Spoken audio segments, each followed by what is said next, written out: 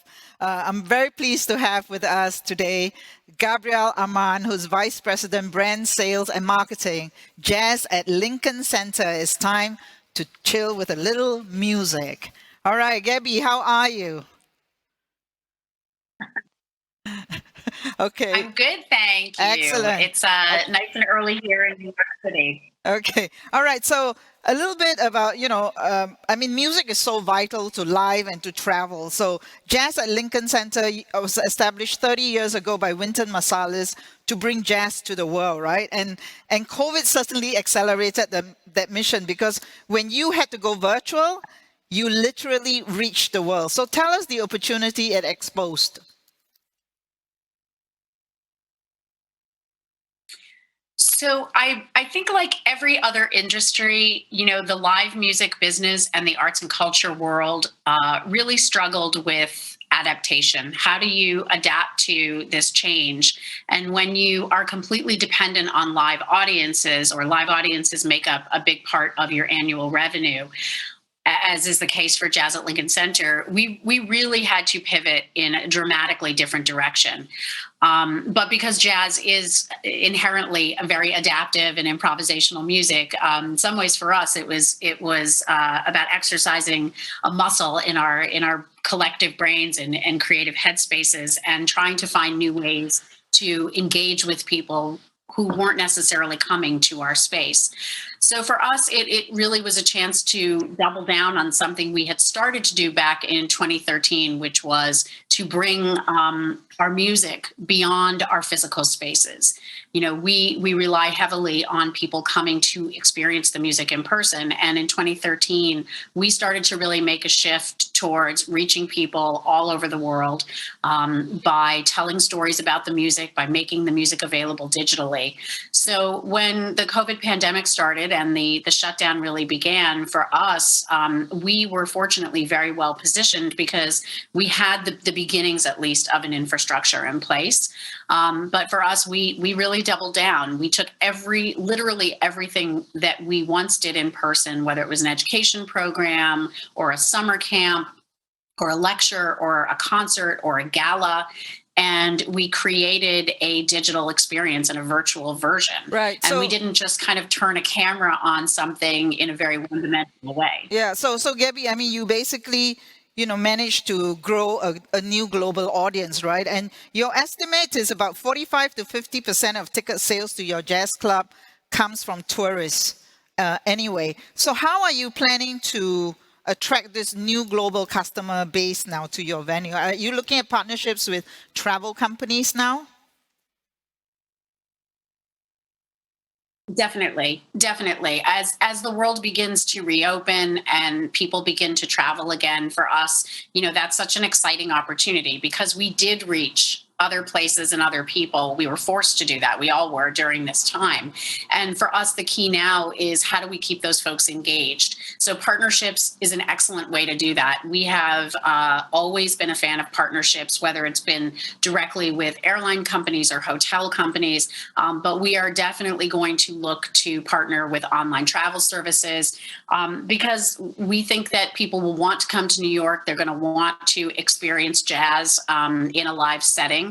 And the way to do that is going to be to continue to engage them online and show them the value of the experience. Because ultimately it comes down to, what's the value proposition, right? When someone's booking a trip, they're thinking about sort of, what am I going to get out of this experience? Right. So you're planning to work with OTAs and destination experiences platforms, right? But I think COVID also exposed the opportunity of content, right? And basically you're now thinking of becoming a media model, which is to be the Netflix of jazz in a way, and start a subscription business as a complementary leg to your venue business. Tell us more about that.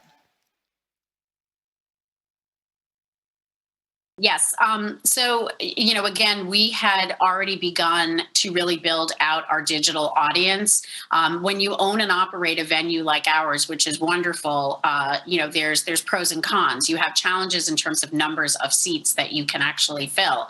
So we really felt that it was incumbent upon us a few years back to really start to build out this digital audience, which grew exponentially during the pandemic and has continued to grow. And this this is a loyal audience. It's several million people, but they're people who we are engaged with on a regular basis and who we can see are taking actions on our behalf. So it's an amazing group of people. So yes, we are planning to launch an OTT channel. We are sitting on an enormous amount of content. Since the organization began, it's almost 40 years at this point. Wynton Marsalis actually turned 60 yesterday. He would love me sharing that little data point, but he's been at it since he was in his 20s when he first founded the organization. And he was amazing and is amazing in the ways that he believes in documenting everything. So we have recorded, whether it's audio recordings or audio and video recordings, every concert. So we have an amazing amount of content that we can bring to the world. And our plan is really to roll out a very thoughtful, strategic, entertaining, value-driven streaming platform in 2022. 2022, that's the plan. I mean, this period has really made venues think about creating a pandemic-proof business, right? Because we've seen that, if you can't gather physically, but your content can still reach audiences. So it's interesting to see. I mean, we want to do an audience poll and ask the audience, do they think that jazz at Lincoln Center should become the Netflix of jazz, okay? And we're going to ask them, yes or no, you should stick to what you do best, or maybe you should, but you know what? It will be really hard and it will require massive capital because, if you take Netflix, right, it is reported that in less than a decade, it borrowed over $16 billion to feed its appetite for content. So what kind of investment are you looking at to feed the content cooking machine? Well, it's definitely an investment. And the interesting thing about Jazz at Lincoln Center, like most other arts organizations in the US, I mean, we are a non-for-profit. That doesn't mean that we don't operate and run like a business, but, we are a non-for-profit based organization. So we rely heavily on contributions, whether that's from foundations or from corporations through corporate partnerships or donations or ticket sales. So we have an interesting revenue model. So we're going to definitely be making an investment, and this is a major investment for the organization in the streaming platform because we want to do it right. We want to make sure that all of the content that we are sharing is fully licensed. And, again, jazz is a very old music here in the United States with a very long history. And it's important to us that we make sure that we do everything by the book, that we take care of the musicians, that we take care of the publishers. We believe the core value for us really is integrity and quality.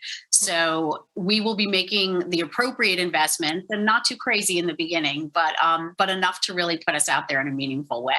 Right, Gabby. I mean, which markets in Asia have you seen? Where the partnership come into play. Right. Which markets in Asia have you seen the interest from for your content in terms of your? I mean, the entire region. The entire Asia Pacific region. I mean, jazz has such an amazing history outside of the United States, and particularly in Asia.